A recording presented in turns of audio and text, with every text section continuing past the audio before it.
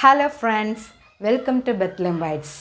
ഇന്ന് നമ്മൾ ഡിസ്കസ് ചെയ്യാൻ പോകുന്നത് ഒരു പ്രധാനപ്പെട്ട ടോപ്പിക്കായ PCR കുറിച്ചാണ്. PCR പറയുന്നതിന് മുമ്പേ ഇന്ന് DNA കുറിച്ച് അറിയാത്തവരായിട്ട് ആരും കാണില്ല. ഇപ്പോൾ ഒരു സയൻസ് സ്റ്റുഡൻ്റ് എന്ന നിലയിൽ DNA കുറിച്ച് എല്ലാവർക്കും അറിയാമായിരിക്കും. DNAയുടെ ഇമ്പോർട്ടൻസിന് ഒരു റിസർച്ച് എടുത്ത് നോക്കിയാൽ DNA ഇല്ലാതെ ഒരു വർക്കും തന്നെ നടക്കുന്നില്ല.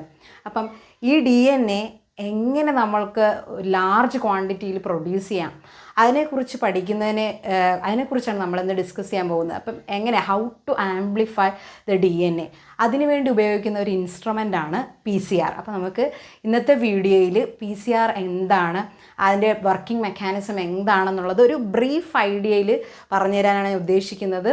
ഇത് S6 കുട്ടികൾക്ക്, അതായത് BSc ബോട്ടണി കുട്ടികൾക്ക് ഉപകാരമുള്ള ഒരു ടോപ്പിക്കാണ്. പിന്നെ +2കാർക്ക് ഉപകാരമുള്ളതാണ്, പിന്നെ MScക്കാർക്ക് ഉപകാരമുള്ളതാണ്. വളരെ ചുരുക്കി ചെറിയൊരു രീതിയിലാണ് ഞാൻ ഈ ടോപ്പിക്ക് ഇന്നിവിടെ ഞാൻ പ്രസൻറ്റ് ചെയ്യുന്നത്. അപ്പോൾ ആദ്യം നമുക്ക് PCR എന്താണെന്ന് നോക്കാം. PCR എന്ന് പറഞ്ഞാൽ it is A polymerised chain reaction. And ഈ ടെക്നിക്ക് ആദ്യമായിട്ട് ഇൻവെൻറ്റ് ചെയ്തത് കാരി മുള്ളിസ് ആണ് in 1985. So polymerized chain reaction was first invented by Kary Mullis in 1985. And ഇതിന് ഇദ്ദേഹത്തിന് നോബൽ പ്രൈസ് കിട്ടിയിട്ടുണ്ട്. ഇത് നോബൽ പ്രൈസ് ഫോർ കെമിസ്ട്രിക്കാണ് കിട്ടിയിരിക്കുന്നത് ഇൻ 1993. അപ്പോൾ PCR എന്ന് പറയുന്ന ടെക്നിക്ക് കണ്ടുപിടിച്ചത് കാരി മുള്ളിസ് ആണ്. അദ്ദേഹത്തിന് നോബൽ പ്രൈസ് ഫോർ കെമിസ്ട്രിക്കാണ് കിട്ടിയിരിക്കുന്നത് 1993. ഇനി ഒരു PCR റിയാക്ഷൻ നടക്കണമെങ്കിൽ എന്തൊക്കെ സാധനങ്ങളാണ് ആവശ്യമുള്ളത്? അപ്പം ഇതിന് പ്രധാനമായും നമുക്ക് ആവശ്യമായിട്ടുള്ളത് 3 റിക്വയർമെൻറ്റ്സുകളാണ്. ഒന്നെന്ന് പറയുന്നത് DNA ടെംപ്ലേറ്റ്സ്. ഒന്നാമത്തത് DNA ടെംപ്ലേറ്റ്, രണ്ടാമത്തത് 2 പ്രൈമേഴ്സ്, 2 പ്രൈമറുകൾ ആവശ്യമാണ്. മൂന്നാമത്തത് DNA പോളിമറൈസ്. ഇങ്ങനെ 3 കാര്യങ്ങളാണ് ഒരു PCR റിയാക്ഷൻ നടക്കുന്നതിന് പ്രധാനമായും ആവശ്യമുള്ള 3 കാര്യങ്ങൾ. അപ്പോൾ ഒന്നാമത്തത് DNA ടെംപ്ലേറ്റ്. DNA ടെംപ്ലേറ്റ് എന്താണ്? DNA ടെംപ്ലേറ്റ് എന്ന് പറയുന്നത് in the case of PCR നമുക്ക് ഒരു DNA ടെംപ്ലേറ്റ് ആവശ്യമാണ്. അതായത് ഒരു ജീൻ ഓഫ് ഇൻട്രസ്റ്റ്. ഇപ്പോൾ നമുക്ക് എല്ലാ DNA എടുത്ത് ആംപ്ലിഫൈ ചെയ്യാനോ അല്ലെങ്കിൽ മൾട്ടിപ്ലൈ ചെയ്യേണ്ട ആവശ്യം നമുക്കില്ല. നമുക്ക് ഏത് DNA ആണോ നമുക്ക് ആവശ്യം, ആ ഒരു DNA നമ്മൾ എന്ത് ചെയ്യണം? മൾട്ടിപ്ലൈ ചെയ്യണം. നമുക്ക് ആവശ്യമുള്ള DNA മൾട്ടിപ്ലൈ ചെയ്തെടുക്കുകയാണ് വേണ്ടത്. അപ്പോൾ നമുക്ക് ആവശ്യമുള്ള DNA DNA ടെംപ്ലേറ്റ് അല്ലെങ്കിൽ ടാർഗറ്റ് DNA അല്ലെങ്കിൽ ജീൻ ഓഫ് ഇൻട്രസ്റ്റ് എന്നൊക്കെ നമ്മൾ പറയാം. അപ്പോൾ ജീൻ ഓഫ് ഇൻട്രസ്റ്റ് അല്ലെങ്കിൽ ടാർഗറ്റ് DNA നമ്മൾ DNA ടെംപ്ലേറ്റ് ആയിട്ട് നമ്മളിവിടെ എടുക്കുന്നത്. ഇനി രണ്ടാമത് ആവശ്യമുള്ള ഒരു കമ്പോണൻ്റാണ് പ്രൈമേഴ്സ്. 2 പ്രൈമറുകളാണ് ആവശ്യം. ഈ പ്രൈമറുകൾ നമ്മളുടെ ആവശ്യത്തിനനുസരിച്ച്, നമ്മുടെ റിക്വയർമെൻറ്റിനനുസരിച്ച് നമ്മൾ ഡിസൈൻ ചെയ്യുന്ന ഒരു ഷോർട്ട് ന്യൂക്ലിയോടൈഡ് സീക്വൻസുകളെയാണ് പ്രൈമറുകൾ എന്ന് പറയുന്നത്. ഒരു RNA മോളിക്യൂളായിരിക്കും. ഈ പ്രൈമേഴ്സ് എന്ന് പറയുന്നത് സിംഗിൾ സ്ട്രാൻഡഡ് ആയിട്ടുള്ള RNA മോളിക്യൂളായിരിക്കും. ഒരു ഷോർട്ട് ന്യൂക്ലിയോടൈഡ് സീക്വൻസുകളാണ്. അതിന് നമുക്ക് ഒലിഗോ ന്യൂക്ലിയോടൈഡ്സുകൾ എന്നാണ് വിളിക്കുന്നത്. അപ്പം ഈ 2 പ്രൈമറുകളാണ് ഒരു PCR റിയാക്ഷന് വേണ്ടിയിട്ട് നമുക്ക് ആവശ്യം. അതിന് നമുക്ക് ഒലിഗോ ന്യൂക്ലിയോടൈഡുകളെന്ന് വിളിക്കാം. ഇനി നമുക്കറിയാം, സാധാരണ ഏതൊരു DNA റെപ്ലിക്കേഷൻ എടുത്തു കഴിഞ്ഞാൽ അതിനകത്ത് ആവശ്യമായ ഒരു എൻസൈം എന്ന് പറയുന്നത് DNA പോളിമറൈസ് ആണ്. നിങ്ങൾ DNA replication in prokaryote, eukaryote ഇതിലൊക്കെ പഠിച്ചിട്ടുണ്ടാവും. ദേ റിക്വയർ DNA പോളിമറൈസ്. അപ്പോൾ ഇതും ഒരു DNA റെപ്ലിക്കേഷൻ പ്രോസസ്സ് തന്നെയാണ് ഈ PCR എന്ന് പറയുന്നത്. അപ്പോൾ ഇതിനും ഒരു എൻസൈം ആവശ്യമാണ്. ഇതിനാവശ്യമായിട്ടുള്ള എൻസൈമാണ് DNA പോളിമറൈസ് എൻസൈമാണ് ടാക് പോളിമറൈസ്. പ്രത്യേകം ഓർക്കുക, PCR റിയാക്ഷന് വേണ്ടി നമ്മൾ ഉപയോഗിക്കുന്ന DNA പോളിമറൈസ് എന്ന് പറയുന്നത് ടാക് പോളിമറൈസ് ആണ്. ഈ ടാക് പോളിമറൈസ് എന്ന് പറയുന്നത് ഒരു ആർക്കിയോബാക്ടീരിയയായ തെർമസ് അക്വാട്ടിക്കസ് എന്ന് പറയുന്ന ഒരു ആർക്കിബാക്ടീരിയയിൽ നിന്നാണ് ഈ എൻസൈം ഐസൊലേറ്റ് ചെയ്തെടുത്തിരിക്കുന്നത്. എന്തുകൊണ്ടാണ് ഇതിന് ഈ തെർമസ് അക്വാട്ടിക്കസ് എന്ന് പറയുന്ന ഈ bacteria is highly withstand in high temperature. എത്ര വലിയ ടെമ്പറേച്ചർ ആയാലും അപ് ടു 90 ഡിഗ്രി സെൽഷ്യസ് വരെയും ഈ എൻസൈമുകൾക്ക് ഡീനേച്ചറേഷനോ ഒന്നും സംഭവിക്കില്ല. അത് അങ്ങനെ തന്നെ നിലനിൽക്കും. അതുകൊണ്ടാണ് ഈ PCR റിയാക്ഷൻ നമ്മളൊരു ഹൈ ടെമ്പറേച്ചർ ട്രീറ്റ്മെൻ്റ് ആണ് യൂസ് ചെയ്യുന്നത്. അപ്പം സാധാരണ ഒരു എൻസൈമുകളെന്ന് പറയുമ്പോൾ 40 ഡിഗ്രിയിൽ ഡീനേച്ചർ ചെയ്ത് പോകും. അപ്പം നമ്മൾ സാധാരണ ഉപയോഗിക്കുന്ന എൻസൈം ഇതിൽ ഉപയോഗിക്കാനായിട്ട് പറ്റില്ല. കാരണം ഇതൊരു ഹൈ ടെമ്പറേച്ചർ പ്രോസസ്സ് ആയതുകൊണ്ട് തന്നെ നമ്മൾ എന്ത് ചെയ്യുന്നു, ഒരു ഹൈ ടെമ്പറേച്ചർ വിത്ത്സ്റ്റാൻഡിങ് ബാക്ടീരിയ ആയ തെർമസ് അക്വാട്ടിക്കസ് എന്ന് പറയുന്ന ബാക്ടീരിയ ആണ് നമ്മൾ ഈ കേസിൽ യൂസ് ചെയ്യുന്നത്.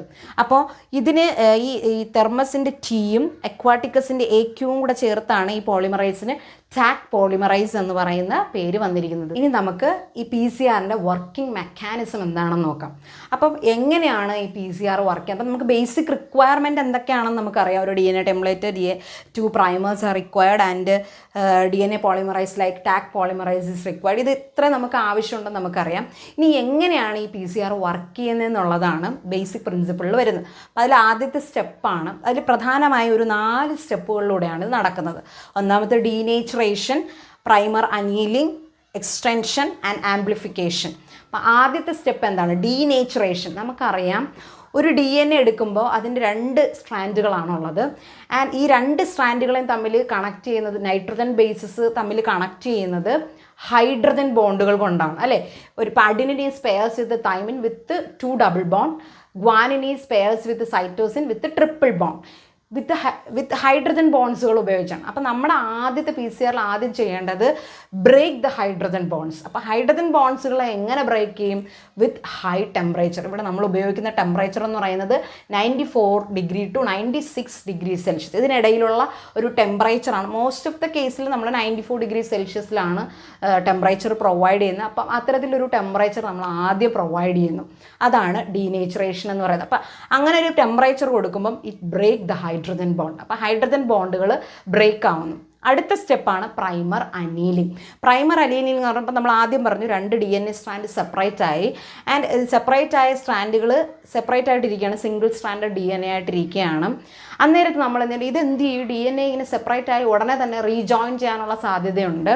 അപ്പോൾ അന്നേരം നമ്മൾ എന്ത് ചെയ്യുന്നു? ഇതിനകത്തോട്ട് പുതിയ പ്രൈമറുകളെ ആഡ് ചെയ്യുന്നു. നമ്മളിവിടെ പറഞ്ഞു 2 പ്രധാനപ്പെട്ട പ്രൈമറുകളാണ് നമ്മളിവിടെ യൂസ് ചെയ്യുന്നത്. അപ്പം 2 പ്രൈമേഴ്സ് ഈ സ്റ്റെപ്പിൽ ആഡ് ചെയ്തു. പ്രൈമറിനെ ജോയിൻ ചെയ്യിപ്പിക്കുന്ന പ്രോസസ്സാണ് പ്രൈമർ അനീലിംഗ്.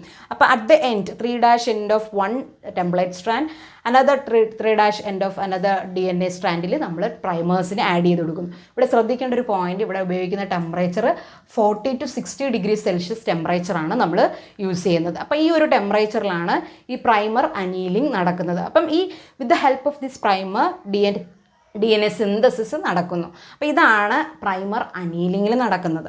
ഇനി മൂന്നാമത്തെ ഒരു സ്റ്റെപ്പാണ് എക്സ്റ്റൻഷൻ. എക്സ്റ്റൻഷൻ എന്ന് പറയുമ്പം ഈ പ്രൈമർ വന്നിരുന്നു കഴിഞ്ഞു. ഇനി എന്താണ്? ന്യൂക്ലിയോടൈഡ്സ് ആഡ് ചെയ്ത് DNA കംപ്ലീറ്റ് ആയിട്ട് സിന്തസൈസ് നടക്കണം. DNA സിന്തസിസിന് സഹായിക്കുന്ന ആളുകളാണ് പോളിമറൈസ് എൻസൈം. അപ്പോൾ ഇവിടെ നമ്മൾ ഉപയോഗിക്കുന്ന എൻസൈം എന്ന് പറയുന്നത് ടാക് പോളിമറൈസ് ആണ്. ഓൾറെഡി നമ്മളിവിടെ മെൻഷൻ ചെയ്ത് ടാക് പോളിമറൈസ് ആണ് ഇവിടെ നമ്മൾ യൂസ് ചെയ്യുന്നത്. അപ്പോൾ ഇവിടെ നമ്മൾ ഉപയോഗിക്കുന്ന ടെമ്പറേച്ചർ എന്ന് പറയുന്നത് 70 ഡിഗ്രി സെൽഷ്യസ് ആണ്. അപ്പോൾ 70 ഡിഗ്രി സെൽഷ്യസിൽ ഈ ടാക് പോളിമറൈസ് ആഡ് ചെയ്ത് കൊടുക്കുമ്പോൾ എന്താണ്? ഈ പ്രൈമേഴ്സിൻ്റെ സഹായത്തോടു കൂടി ന്യൂക്ലിയോടൈഡ്സ് ആഡ് ചെയ്ത് DNA സിന്തസൈസ് ചെയ്ത് DNA കംപ്ലീറ്റ് സിന്തസിസ് നടക്കുന്നു. അങ്ങനെയാണ് DNA എക്സ്റ്റെൻഡ് ചെയ്ത് complete strands of complete DNA produce ചെയ്യുന്നത്. എന്നിട്ട് അവസാനത്തെ സ്റ്റെപ്പാണ് ആംപ്ലിഫിക്കേഷൻ. ഇങ്ങനെ ഉണ്ടായ DNA മൾട്ടിപ്ലൈ ചെയ്യുന്നു. ചുരുക്കി പറയുകയാണെങ്കിൽ ഈ PCR എന്ന് പറഞ്ഞാൽ എന്താണ്? Amplification of DNA. നമ്മളൊരു DNA കൊടുക്കുന്നു, അതിൻ്റെ തൗസൻഡ്സ് അല്ലെങ്കിൽ ബില്യൺസ് ഓഫ് കോപ്പീസ് പ്രൊഡ്യൂസ് ചെയ്യുന്ന ഒരു ഇൻസ്ട്രുമെൻ്റ് ആണ് ഈ PCR എന്ന് പറയുന്നത്. ഫൈനൽ സ്റ്റെപ്പ് എന്ന് പറയുന്നത് ആംപ്ലിഫിക്കേഷനാണ്. അതായത് ഒരു 2^30 സൈക്കിൾസിൽ 1 billion copies of DNA can be produce. അപ്പോൾ അത്രത്തോളം DNA നമുക്ക് പ്രൊഡ്യൂസ് ചെയ്യാനായിട്ട് സാധിക്കും. അപ്പോൾ ഇത്രയൊക്കെയാണ് ഇതിൻ്റെ വർക്കിംഗ് മെക്കാനിസത്തിൽ വരുന്നത്. അപ്പോൾ PCR എന്ന് പറയുന്നത് പോളിമറൈസ് ചെയിൻ റിയാക്ഷൻ ആണ്. അപ്പം DNA ആംപ്ലിഫിക്കേഷന് വേണ്ടി ഉപയോഗിക്കുന്ന ഈ ഇൻസ്ട്രുമെൻറ്റ് വർക്ക് ചെയ്യുന്നതിന് ആവശ്യമായ റിക്വയർമെൻറ്റുകളാണ് DNA template, primers and DNA polymerase like Taq polymerase. And the working mechanism ആണ് 4 സ്റ്റെപ്പുകളിലൂടെ ഇവിടെ എക്സ്പ്ലെയിൻ ചെയ്തത്. Denaturation, primer annealing, extension and amplification. ഈ വീഡിയോ എല്ലാവർക്കും ഇഷ്ടപ്പെട്ടു എന്ന് ഞാൻ വിചാരിക്കുന്നു. Thank you for watching my video. Please subscribe our channel. Thank U.